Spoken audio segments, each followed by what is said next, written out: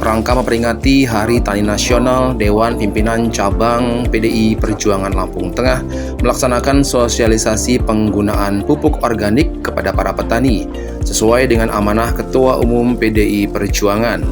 Kegiatan ini dipimpin langsung oleh Ketua DPC PDI Perjuangan Lampung Tengah Sumarsono bersama anggota Partai Lambok Nainggolan. Dalam kegiatan ini turut dipaparkan tata cara pembuatan pupuk organik baik cair maupun padat. Untuk pupuk organik cair, bahan yang digunakan diantaranya kotoran sapi segar, kotoran sapi yang masih basah, diaduk,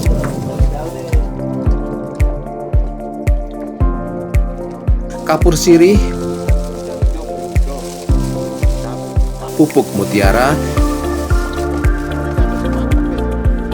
embrio fosfat 66 cair, fosfat cair dan kalium. Terus dogumon, serta antioksidan sulfox. Campuran tersebut setelah melalui proses pengolahan memiliki efektivitas setara dengan setengah ton pupuk kimia. nah ini langsung akan kita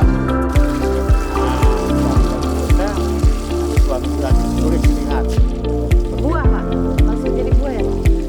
ada memperingat dari tani, kami kader PDI Perjuangan mendatangi petani, mengajari mereka untuk lebih pintar, lebih edukatif, inovatif, sehingga hasil tanamnya akan lebih banyak, lebih meningkat.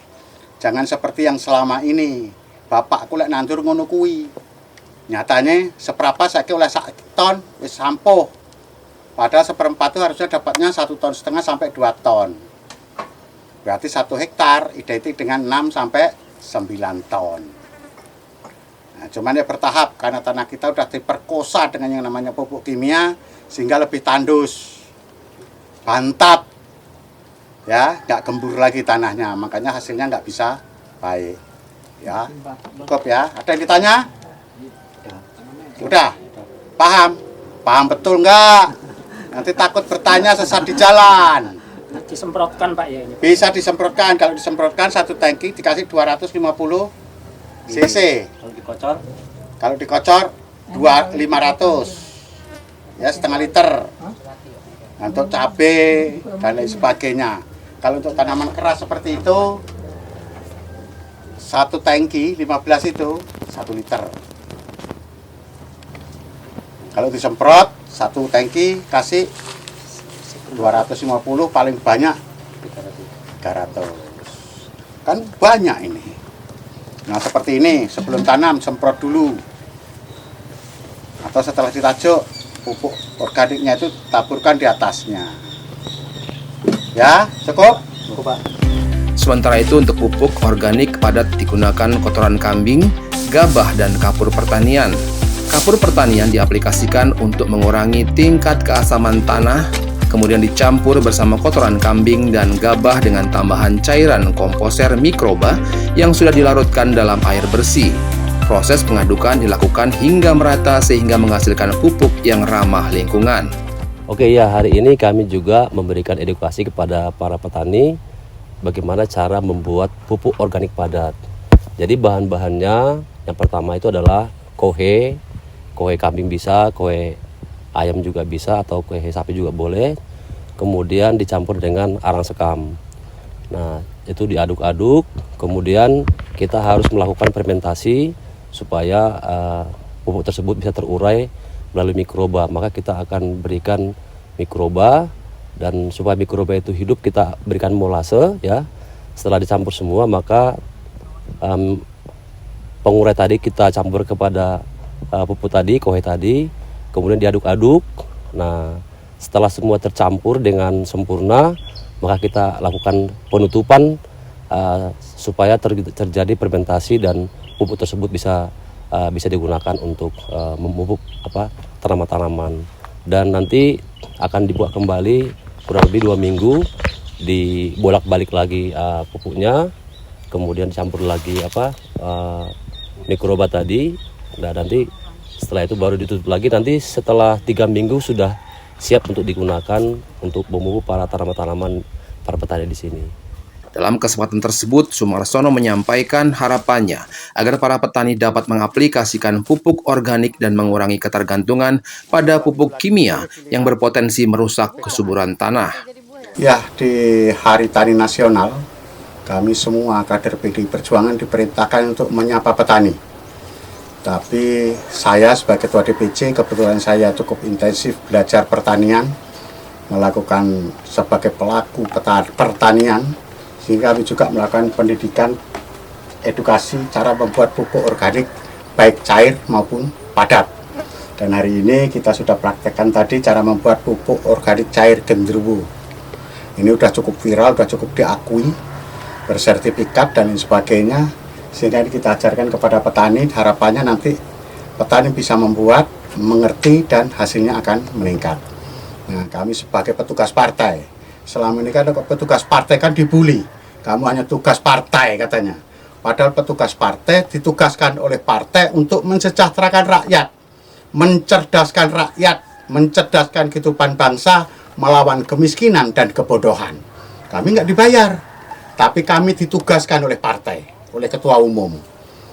Ketua partai sesuai dengan anggaran dasar dan anggaran rumah tangga, peraturan partai dan lain sebagainya, kami ditugaskan turun ke masyarakat untuk melawan kebodohan dan kemiskinan. Jadi kalau nggak malu sama sekali saya dijadikan petugas partai, tapi dibully sama mereka, hanya petugas partai. Seolah-olah kami ini hanya berjuang untuk partai, padahal kami berjuang untuk melawan kemiskinan dan kebodohan, mensejahterakan rakyat dengan cara masing-masing sesuai dengan keahlian masing-masing. Pupuk organik ini pupuk yang akan memperbaiki unsur hara dalam tanah. Kita sama-sama tahu selama ini kimianisasi membuat tanah kita kalau kemarau cepat kering, ya kan? Dia tidak menyerap air, tidak menyimpan air, sehingga tanah menjadi bantat. Di samping karena tidak ada unsur hara, dia hanya tergantung dengan yang namanya pupuk kimia. Sementara pupuk kimia itu hanya tahan 15-20 hari, sehingga tanaman berakibat dia kuning, kurang nutrisi, tidak segar, dan lain sebagainya. Sementara yang dibutuhkan tanah ini sejak zaman dahulu. Makanya kalau tanah yang baru dibuka dari hutan pasti subur, karena banyak unsur hara, humus, dan lain sebagainya. Hari ini tanah semua bantat. Nah, perlu diperbaiki dengan banyak dikasih kompos. Dan itu yang harus kita lakukan. Ya baik, dalam rangka memperingati Hari Tani Nasional, maka DPC PDI Perjuangan yang merupakan partai pelopor ya, merupakan bagian dari masyarakat, menunjukkan bahwa hari ini kami melakukan sebuah karya, yaitu mengedukasi masyarakat membuat pupuk organik cair maupun padat. Tujuannya adalah supaya masyarakat juga punya alternatif ya, tidak ketergantungan terhadap pupuk kimia, tapi dengan kita mengedukasi cara membuat pupuk organik cair dan juga padat, maka masyarakat akan terbantu dan tidak ada lagi ketergantungan terhadap pupuk kimia. Saya kira itu tujuan kami. Kegiatan sosialisasi ini juga mendapat perhatian dari Ketua DPC PDI Perjuangan Lampung Selatan, Nanang Hermanto, yang hadir melakukan studi banding. Nanang yang juga menjabat sebagai Bupati Lampung Selatan periode 2021-2025, menyampaikan apresiasi terhadap upaya DPC PDI Perjuangan Lampung Tengah dalam mendorong penggunaan pupuk organik di kalangan petani. Hari ini sangat luar biasa ya, Pak Petunjuk, tiba-tiba Ketua DPC yang mantan lurah, mantan anggota DPRD, mantan wakil bupati, mantan bupati, pernah dijabatnya semua, lengkap beliau ini. Masih sebagai Ketua DPC Lampung Selatan. Mak Petunjuk WA, Cak, saya mau main ke kebunmu. Ya saya jawab, saya baru mau berangkat, nanti di Sherlock ya, siap, saya bilang. Saya pikir main-main. Ternyata sampai sini saya Sherlock, beliau sudah ada di sekitar sini, makanya nggak lama udah nyampe. Saya kaget. Tapi ini sesuatu yang sangat bermanfaat, saya rasa. Ini dibukakan pintu oleh Allah untuk kami bertemu di sini, dan mudah-mudahan ini bermanfaat semuanya. Saya sangat hormat kepada beliau. Dia ini senior saya. Dia ini orang yang sudah berjuang untuk mensejahterakan rakyat. Jangan patah semangat Pak Ketua, Siap. tetap berjuang. Kita sebagai petugas partai nggak boleh mengeluh. Dan mudah-mudahan ke depan masyarakat akan tahu siapa yang betul-betul ada di hati rakyat, berjuang untuk rakyat dan berjuang untuk mensejahterakan rakyat. Merdeka! Merdeka. Alhamdulillah hari ini saya jauh-jauh datang dari Lampung Selatan ke kediaman Cak No sebagai Ketua DPC PD Perjuangan Lampung Tengah. Kebetulan kita mendapatkan tugas dari DPP Partai dalam rangka memperingati Hari Tani Nasional. Maka ketika saya tanya schedule Cak No sebagai tokoh pertanian di Lampung Tengah ini, beliau lagi mengedukasi para petani untuk tidak ketergantungan dengan pupuk-pupuk kimia. Nah ini yang diperintahkan oleh Ketua Umum untuk bagaimana sebagai petugas partai kita sama-sama mengedukasi masyarakat yang ada di wilayah kita masing-masing. Maka kebetulan saya hadir di sini, saya juga ingin belajar sama Cak No, karena negara kita ini negara agraris, pertanian, butuh ilmu-ilmu dari Cak No sendiri sebagai Ketua DPC Lampung Tengah. Alhamdulillah tadi saya sudah melihat bagaimana pengaruh lahan akibat dari pupuk kimia yang tanahnya menjadi keras. Terus Pak Cak No langsung mengajak warga masyarakat, para petani untuk mengadakan edukasi pertanian itu sendiri dengan pembuatan pupuk organik tersebut. Ini alhamdulillah lebih murah, lebih praktis dan lebih subur lagi tanahnya, terutama tanahnya, hara tanahnya terutama yang harus diperhatikan. Kita tanam tapi kalau tanahnya itu keras, haranya tidak baik, ya itu yang akan rugi petani itu. Nah, selama ini petani kita di situ kelemahannya, nggak mau belajar dari tergantung kimia menguber hasil, tapi dia nggak ngeliat dampak selanjutnya. Akhirnya lahan rusak, tanahnya rusak, generasi juga rusak. Mungkin gitu Cak No. Alhamdulillah, terima kasih Cak No, saya bisa Sama-sama di Lampung Tengah ini. Saya terima kasih banyak atas kunjungannya. Mudah-mudahan diskusi hari ini bersama petani akan bermanfaat untuk para petani di Lampung dan Indonesia. Amin, amin, amin.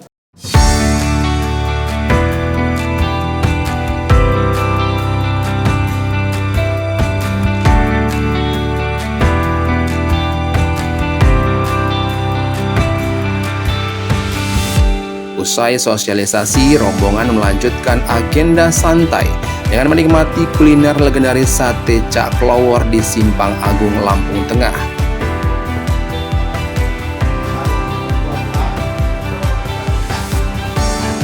Proses pembuatan sate di tempat ini menjadi daya tarik tersendiri, di mana potongan daging segar ditusuk rapi,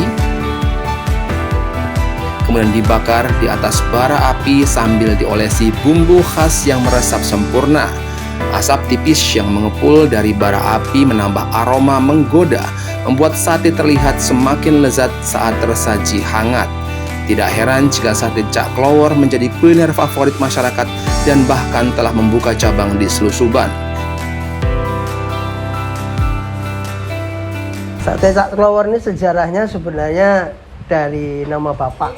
Bapak dulu sebenarnya namanya Pak Sukardi, berhubung dulu ada paguyuban Janger dari Banyuwangi, dia jadi pelawak ketoprak itu jadi dipanggil Cak Klowor. Makanya sampai sekarang dipanggil Cak Klowor. Sate Cak Klowor berdiri dari tahun 82 sampai sekarang, Pak. Pertama kita juga buka di Lampung Tengah. Sampai tahun 97 kita pindah ke Kalimantan 3 tahun, balik lagi ke Lampung Tengah di Pasar Simpang Agung ini sampai sekarang.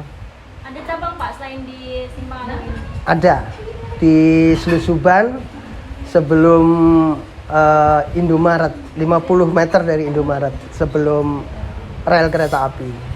Menu sate Cak Klowor ada sate kambing, sate ayam, sate sapi, gulai, sop, tongseng. sih Pak yang berbeda dari menurut sate Cak Klowor itu, Pak? Dari rasa Mbak, dari rasa yang jelas beda dari yang lain. Kalau harga sate sama, sate ayam, sate kambing, sapi sama 30.000 kalau dimakan sini pakai nasi. Kalau dibungkus 25.000. Kalau sop gulai 20.000. Oh ya, alhamdulillah sudah dikunjungin orang-orang hebat ini, warungnya Pak Klowor ini. Saya cukup terima kasih. Untuk selama ini memang banyak orang-orang dari luar, bupati-bupati jauh juga sering ke sini.